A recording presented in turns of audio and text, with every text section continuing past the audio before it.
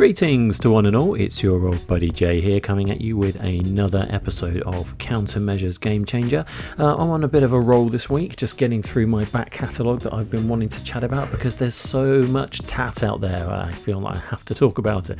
So today I would like to talk about another video game, and this one is called The Medium, or as I like to call it, The Tedium. Now I'm not a big fan of this game, I'm going to say off the bat, but as we'll sort of dive a little bit deeper into what this game is all about, I think you'll see why. Now, The Medium is a psychological horror video game developed by Bloober Team. It was released on Microsoft Windows and Xbox Series X and S at the end of January of this year, of 2021. Now, the game itself is a game that's played in third person. You play a character called Marianne, who is a medium who can travel into the spirit realm. Now, she can inhabit both worlds, and basically this helps with, as you're playing the game, you run into different puzzles that, one side of the world can help the other side of the world. So there might be a rock blocking your way, which you can move in the real world, and then that helps you, get through in the spirit side and vice versa. Now, straight off the bat, I have to say that I was really looking forward to playing this game. Now, I bought an Xbox. I was lucky enough to get a Series X towards the end of last year, and I also have a PS5, and both of those consoles came out roughly around the same time, and I was just looking forward to a kind of slow pace of next gen content coming out that I could really get my teeth into. Now, with the PS5, they did have Demon's Souls and Miles Morales, and they've had a few other games come out on that system as well. They've upgraded things like Control, which while it's trickled out, they've been really solid titles to get stuck into. Now, the Series X just has not had anything. Now, when I first purchased the Series X, my original thought was that I would use it as my standalone Cyberpunk console, which I would then that would be my go-to.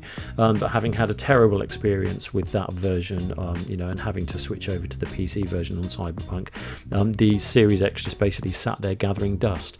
So there were some other things that were coming up that looked quite good, and one of the biggest and most talked about games that were coming up was The Medium, which I think they delayed it a little bit in terms of its launch date, but I was really looking forward to getting stuck into this because I like some psychological horror. I do like games like Resident Evil.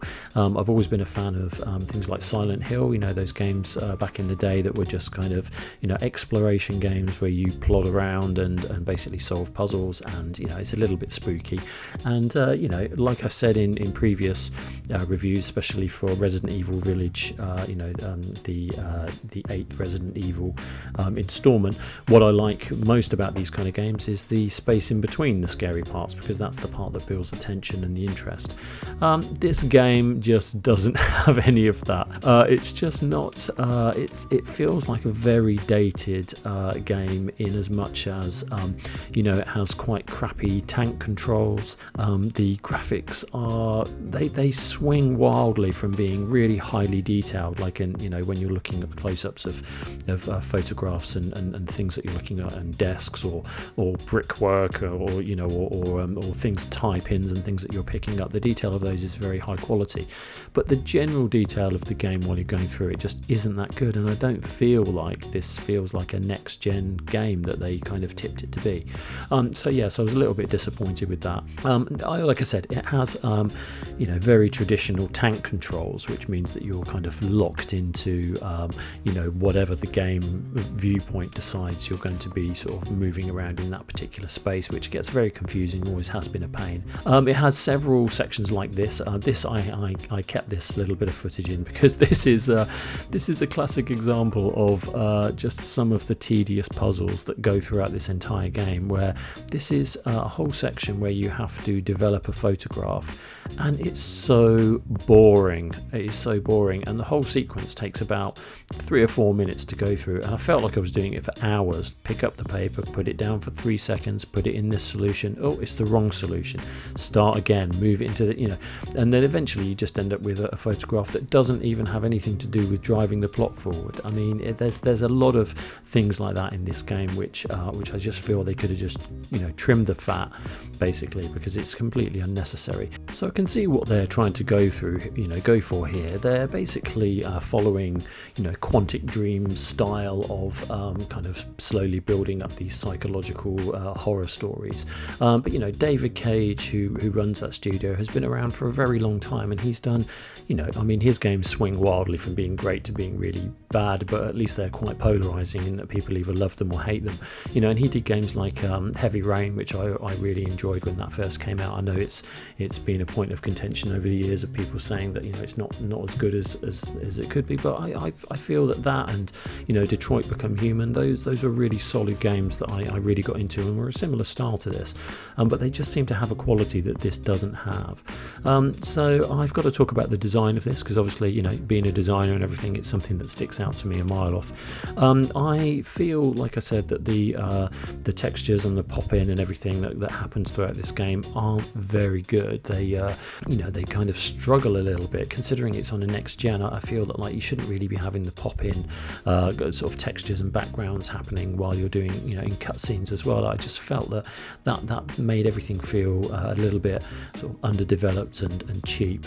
And yeah, like I said, tank controls aren't very good. I felt that the voice acting of the main protagonist, Marianne, was pretty weak.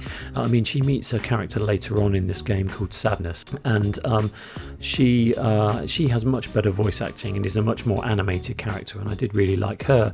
But the majority of the other non-playable characters in this game are just they're just not very good. They're phoning it in.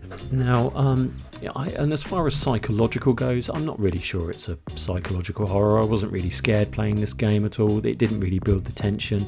I felt that the story itself was a little bit predictable, in as much as it kind of follows the sort of usual horror tropes of this Marianne has this power where she can sort of step into the spirit world, and her mission is basically she gets a phone call that says come to this place and check this thing out, and she's a medium, so she feels like a spiritual calling to this place that she has to go and go and investigate. And the majority of the game, 90% of the game is spent in this kind of large old sort of hotel where she's just going around basically solving puzzles. Now, I didn't really think that the puzzle solving was particularly that challenging either, so it's not even like that it was really sort of pushing your limits in terms of what you could do within these kind of environmental puzzle solving scenarios. So in that respect, I just feel like the game is, when you're playing it, it feels like you're just going through the motions. You're waiting for the next, the crappy highlight little X comes up, which immediately takes you out of the experience because it reminds you that you're in a computer game. And I just feel that that kind of style, it just I don't know, it just feels lazy, and it just feels like you've got your hand held the whole time. Now, as you can see, the game's just split in two, so I really feel that the core concept of this game was someone sat down and said, wouldn't it be great if you were controlling the same person at the same time on two sides of the screen, one of them being in the spirit world and one of them being and you getting to see what's happening in the real world. So every now and again there'll be the most excruciating ear blasting music will play in your ear, this screaming sound, and then you'll switch over to this dual camera where you control both sides of the story.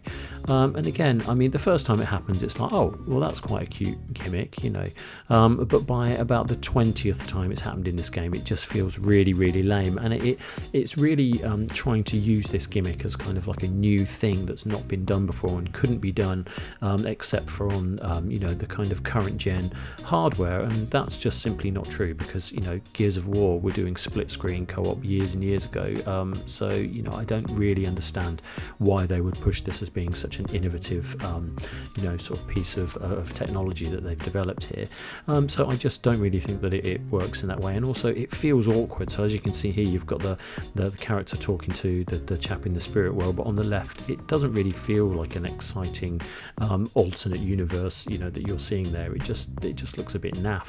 You basically pick up different different skills where you can do like a kind of psychic blast. There's parts where you're sort of fighting moths in a basement and all this kind of stuff. But again, it all just feels like cookie cutter. It all just feels a little bit like it would have done for, you know, the old sort of the very first Silent Hill games. You know, even that did it much better than this, and this just feels like a sort of a diluted version of that. And you know, here we go, sort of, you know, I played the game for about an hour and a half, and then the introduction kind of kicks in, and you get, you know, the title screen comes up again, and I just feel like games that do that are sort of really struggling with their identity, because, you know, they're having to remind you this far in that you've you know, that this is what this game is. And I just feel that like it's an old trick that's been done for years and years, and it's just, I don't know, it's meant to be this sort of big introduction to the game, and actually the whole process of going through those you know, learning what those mechanics are in the start, you know, it's just, I don't know, just again, it just takes you out of the experience.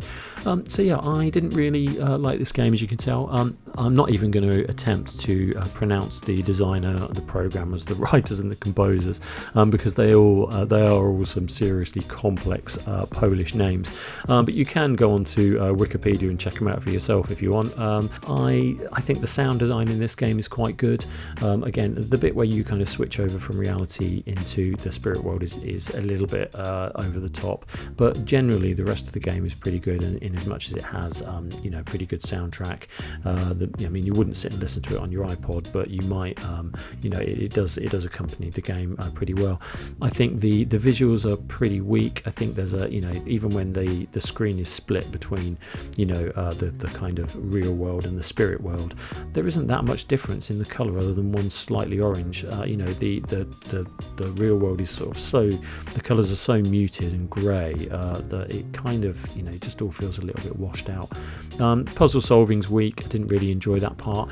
There is a section where you're, you know, in fact there's several sections where you're, you know, one of my favourite things to do in games is to move the trash bin over by a door so you can climb through the hole at the top of a door. I mean, it's you know, it's things like that this game is guilty of stealing from other games that have done it much better. And you know, when you've moved a trash bin by a door 50 times in all those other games, I don't really want to do it again. Just come up with something new. You've got this you know, this whole team at your fingertips. You've got, you know, what I mean, while the graphics aren't particularly that great, they're competent, you know, so I do something interesting with it. It's just not really pushing the envelope at all, and I feel that it fails as an adventure game. It fails as a horror game because it's not that scary, and the interaction with objects and things like that, I think it fails there as well, because you know, it's not really doing anything new and innovative, and the things that you pick up aren't that interesting.